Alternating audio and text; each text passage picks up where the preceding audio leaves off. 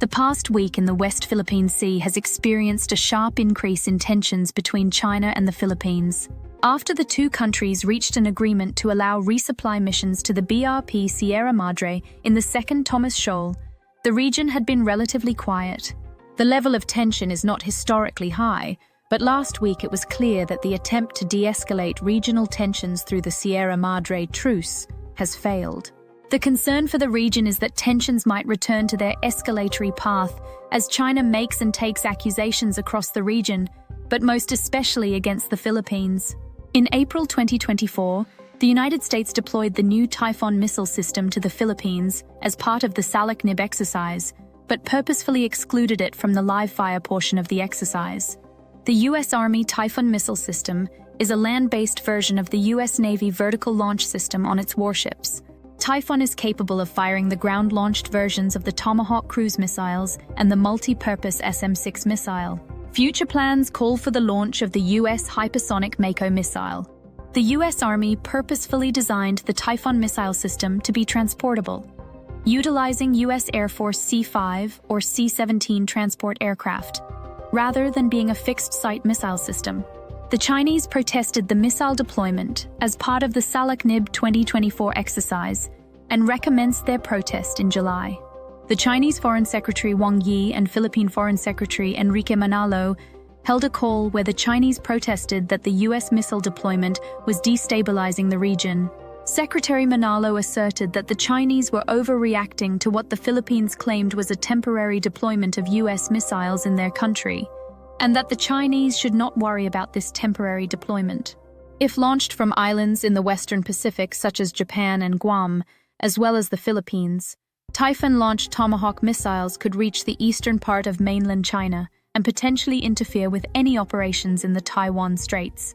While this presents a security risk for the Philippines, the threat from Chinese missiles aimed at the country is more significant.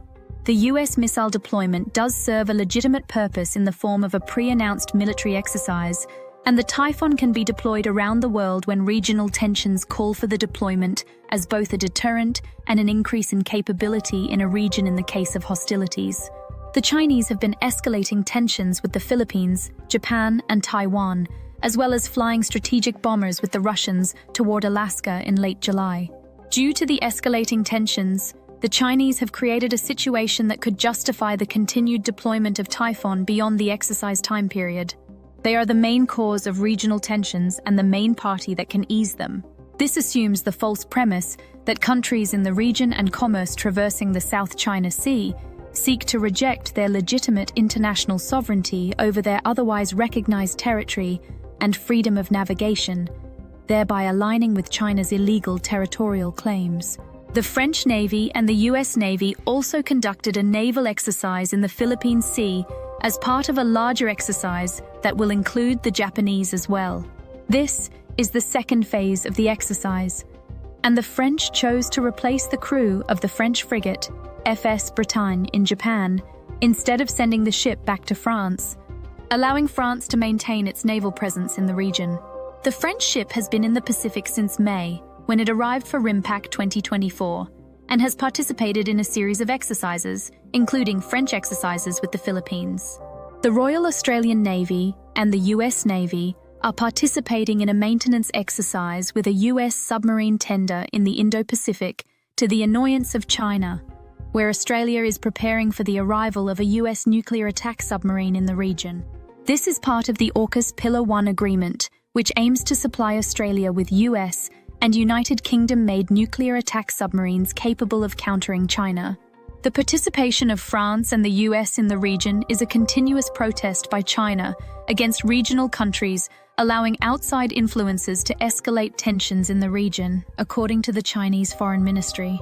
The most significant incident happened early on Monday, August 19th, when the Philippine Coast Guard dispatched 2 ships into the Sabina Shoal, which China claims despite being part of the internationally recognized Philippine Exclusive Economic Zone. In spring, the Philippines caught what was suspected to be Chinese artificial island construction in the shoal.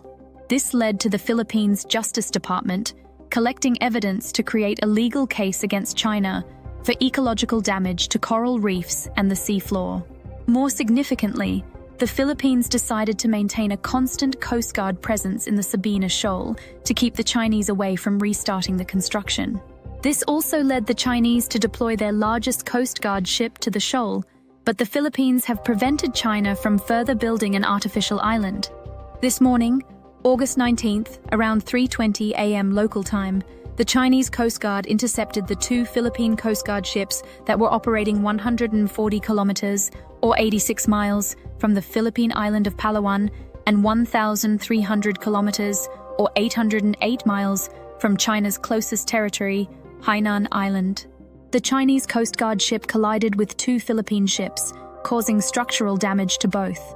Despite the collision, both ships managed to continue their operations without any reported injuries. According to Gan Yu, the spokesman for China's Coast Guard, the Philippine ships illegally entered Chinese waters, prompting China to implement control measures against them, presumably in compliance with China's legal claim to their illegitimate 9-line. Manila's National Task Force on the West Philippine Sea confirmed the damage to the two Philippine Coast Guard ships, stating that they were en route for a resupply mission to personnel stationed on Flat Island, part of the Spratly Islands chain. They also asserted that the Chinese Coast Guard had engaged in unlawful and aggressive maneuvers against the Philippine ships. In an attempt to control the narrative before the Philippine government could present its evidence, the Chinese state media released a video of the incident and presented their version of events.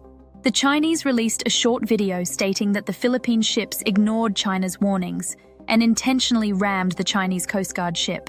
The claim that the Philippine ships intentionally rammed the Chinese Coast Guard ship is dubious, as China's Coast Guard ships are generally larger and have more powerful engines due to their former naval status.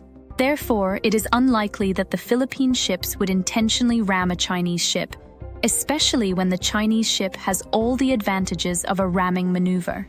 Ramming has also been a past practice of the Chinese Coast Guard against Philippine ships.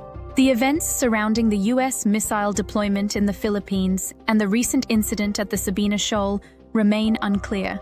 However, China stated that the Philippine Coast Guard ships illegally entered the second Thomas Shoal after the incident at the Sabina Shoal, and that this was a violation of the agreement between the two nations over the resupply of the Philippine Navy ship, the Sierra Madre. It is too early to state what the fallout will be from this latest incident, but it appears that China is back in the intimidation mode and the playing victim mode in the West Philippine Sea. It seems likely that China may have agreed to the second Thomas Shoal arrangement with the Philippines for the positive media it would give them ahead of the ASEAN, Association of Southeast Asia Nations, meeting in Laos at the end of July, which invited non-ASEAN foreign ministers from the US, Australia, Japan, India, China, and Russia to discuss the disputes in the South China Sea and the civil war in Myanmar. It appears that the Chinese were not serious about de-escalating tensions, but rather made decisions to make it look like they were compromising and allowed them to deflect criticism for being an unreasonable partner in the region. Now that the conference is over and in the rearview mirror, the Chinese have chosen to go back to business as usual in the West Philippine Sea.